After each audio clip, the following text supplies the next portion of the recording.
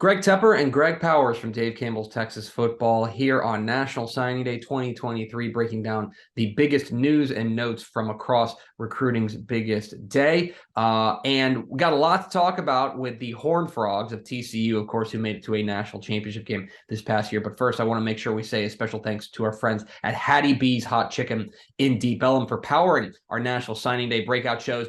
Their support of our brand helps us bring you the best coverage of Texas high school football in the state. Go visit them at 3000 Main Street or go to hattieb.com or call 469-425-8110 to place your order today for our friends at Hattie B's Hot Chicken there in Deep Ellum. Let's talk about the TCU Horned Frogs, the national runner-up a year ago, Greg Powers. And I guess the biggest question is, they have that historic 2022-2023 season. How did competing for a national championship help TCU in recruiting? Well, they finished with, I think it's according to the 24/7 Sports Composite national team recruiting rankings, I think that they finished with their top overall or their highest rated class in the internet era. Mm-hmm. They finished at number 19 in the nation. And you want to have a goal of climbing into that top 25 to consistently compete, not only for conference championships, but to get yourself in the mix for national championship consideration consistently, right? But I don't want to put that on the national championship run specifically. And here's why. I feel like Sonny Dykes and his staff at TCU, while most of them were at SMU, they have came up with the key to successful recruiting as it relates specifically to the DFW area. When they were at SMU, they put together this whole pitch about how you can come to Dallas, you can stay in Dallas, you can stay in Texas, and you can be successful. Why wouldn't you want to build your life in the DFW Metroplex, where there's not only great football, but there's a chance to go on to have success outside of football? There's a lot of opportunity. They have taken that over to TCU. You know, it's not too far away. You have Fort Worth and Dallas now to recruit to at TCU. You're playing in a P5 conference school. So I think this is why they're so successful in recruiting. And they do a tremendous job. Let's face it. They not only find great high school players, do a good job in evaluation. They are like transfer portal geniuses. Mm-hmm. They find guys who want to come back home, but these aren't just like normal. They're top-rated guys who are coming back home to Texas or looking for an opportunity to star. And they've proven that they can develop those stars and put those stars into the national spotlight. So then, let's focus on the high school players for a moment here. Is there a player who signed this year that you think can have a real immediate impact, maybe even as soon as next year, can have an impact on next year's Horned Frogs roster? Looking at the list, the guy that kind of jumps out to me is Cordell Russell, wide receiver from North Mesquite, 6'2", 200-pounder. He's physically ready to go. He had a tremendous senior season. It was kind of like a breakout senior season. He was always a highly rated guy. As a matter of fact, I think he was number 50 in our very first DCTF Hot 100, way back a year ago when we first released it. So he was a 4-star from the very jump, but powered through a great senior season. He's climbed up into the top 20. He kind of does a little bit of everything really well, but I like his ability to play over the top of, smaller defensive backs. He's a vertical threat. He's hard to tackle. And, of course, they're losing Quentin Johnston. So they're losing a key piece of that offense. They have some good talent coming back in a guy like Jordan Hudson, but I think Cordell Russell, as far as just like looking specifically at the freshmen who are incoming, I think he has the best chance to make a roster impact in year one and can really probably fit into that offense immediately.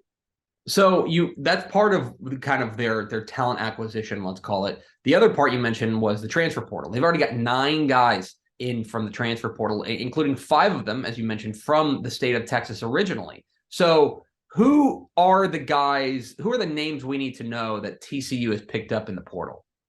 Well, the first name that jumps out to me, actually there's a pair of them coming from Alabama, but Tommy Brockermeyer, he's an offensive tackle. He was a 5-star guy. He was number 1 player in the state. And I say he was number 1 player in the state when he was coming out of All Saints because Quinn Ewers reclassified into that class. So we ended up with basically two number one players, right? Quinn was the number one player and Tommy was the number one player. And we moved Quinn back and we just kept, two number ones basically.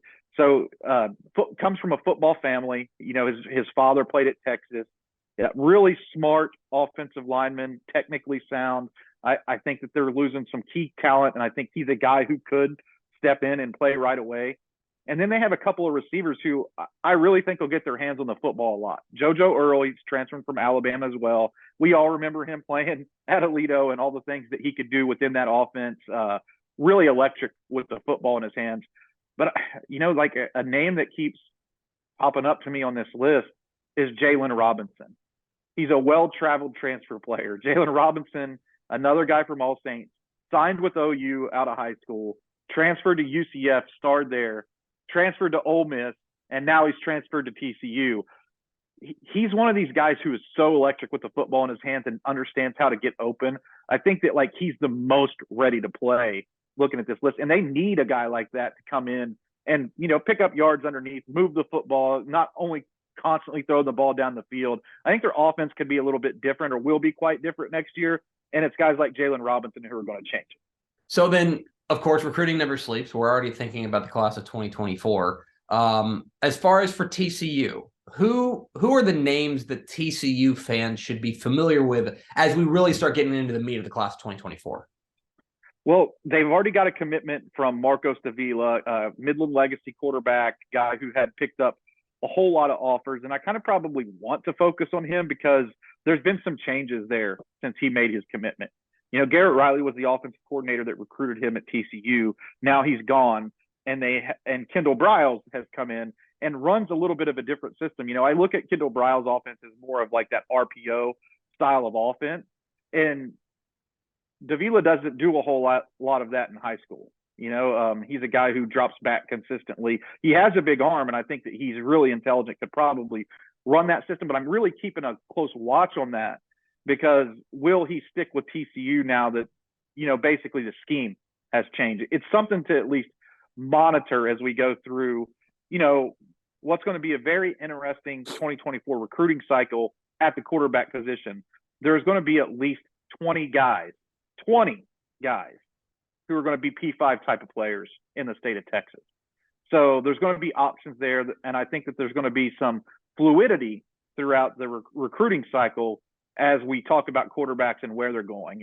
One guy committing here or one guy decommitting there could have huge ramifications on the rest of the class. So Marcus Davila right now is maybe that big domino that could topple if he decides to pull the trigger and decommit from TCU. Haven't heard any necessary smoke on that, but I'm just reading the tea leaves based around the fact that he didn't have an Arkansas offer.